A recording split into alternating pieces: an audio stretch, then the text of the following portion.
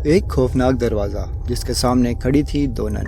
उनके पास अंदर जाने के अलावा कोई चारा नहीं था। एक नन ने दूसरी से कहा, आज हमें अपना बलिदान देना पड़ेगा, वरना इस दुनिया में कोई भी जिंदा नहीं बचेगा। उन दोनों ने उस दरवाजे को खोला और दोनों मॉनेस्ट्री के अंदर चली गई। वहाँ उनका इंतजार कर रही थी एक भयानक दिखने वाली नन, लेकिन वो दोनों नन वहाँ से भाग गई और इससे पहले कि वो भयानक नन उस तक पहुँचती, उन्होंने फांसी लगाकर खुद को मार डाला। जब इन दोनों नन के मरने की खबर रोमानिया के महान प्राइस्ट के पास पहुंची तो उसने इन सब बातों की तहकीकात करने की सोचा और वो अपने साथ मेरी नाम की एक नन को लेकर उस मोनेस्ट्री के पास पहुंचे जहां पर दोनों नन मारी गई थी। सिस्टर मैरी के पास एक खास ताकत थी जिसकी मदद से वो किसी भी अनहोनी को पहले ही देख लेती थी।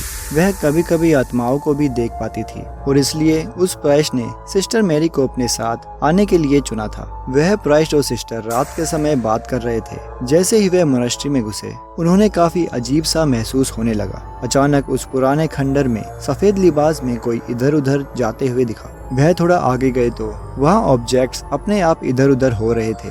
यह देख के उन दोनों को समझ नहीं आया कि ये सब क्या हो रहा है। उन लोगों ने भाप लिया था कि जरूर इस जगह पर कोई शैतानी साया है। तभी एक कोने में उस प्राइस्ट को वो नन दिखी जिसने फांसी लगाकर खुद को मार डाला था। उसकी गर्दन टूटी हुई थी और उसका मुंह आधा सड़ चुका था। अचानक उस नन ने अपनी आंखें खोली और उस प्राइस्ट पर हमला करके उसे कॉफिन में कैद कर दिया। दूसरी तरफ सिस्टर मैरी जो प्रेयर कर रही थी, एक नन से टकरा गई। उससे बात करने पर मालूम हुआ कि बहुत समय पहले वहाँ पर एक एक्सोर्सिज्म किया गया था, जिसके दौरान हमारी दुनिया में एक पोर्टल खुल गया था। उसी पोर्टल की मदद से कुछ शैतानी आत्माएं हमारी दुनिया में आने लगी थी। एक शैतानी आत्मा भी उसी पोर्टल के जरिए इस दुनिया में आई थी। कहते हैं कि वो बहुत ज्यादा खतरनाक है और जो भी भगवान की पूजा करता है वह उस इंसान को जिंदा मार देती है। तब सिस्टर मैरी ने उस नन से पूछा कि वह किस तरह उस शैतानी नन को खत्म कर सकती है। ऐसे में उस दूसरी नन ने कहा कि उसे सिर्फ जीसस क्राइस्ट के खून से ही मारा जा सकता है। उसका खून एक बॉक्स में बंद है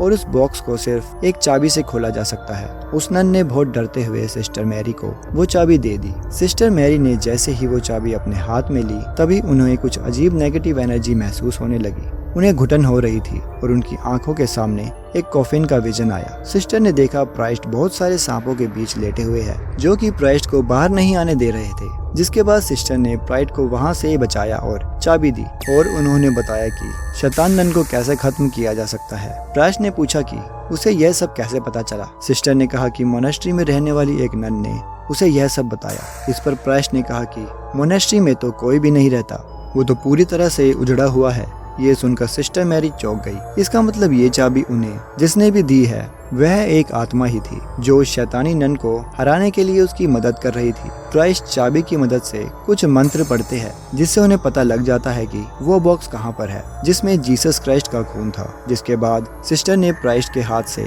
चाबी ली और अपने विजन की मदद से उस बॉक्स को खोज निकाला और उसमें से जीसस का खून निकाल लिया। जिसके बाद क्राइस्ट और सिस्टर मैरी उसी खंडर में दोबारा जाते हैं और क्राइस्ट मंत्र पढ़ना शुरू करते हैं, लेकिन उस शैतानी नन पे कोई भी असर नहीं पड़ता और तभी वो नन क्राइस्ट को बड़ी बेरहमी से मार देती है। अब वो सिस्टर मैरी के पास जा रही थी, लेकिन सिस्टर मैरी ने जीसस के खून को खोज लिया था। सिस्टर ने जल्दी से जीसस का खून उस शैतानी नन के ऊपर फेंक दिया और देखते ही देखते वो शैतानी आत्मा बुरी तरह से जलने लगी और चिल्लाने लगी। फिर तभी वहाँ से गायब हो गई। तो दोस्तों, आपको आज की ये स्टोरी कैसी लगी? आप अपना जवाब हमें कमेंट सेक्शन में कमेंट करके जरूर दीजिए। और दोस्तों, ऐसी और भी हॉरर स्टोरी सुनने के लिए हमारे चैनल को सब्सक्राइब करके बेल आइकन जरूर दबाएं ताकि आने वाली हर स्टोरी की अपडेट आपको मिले सबसे पहले।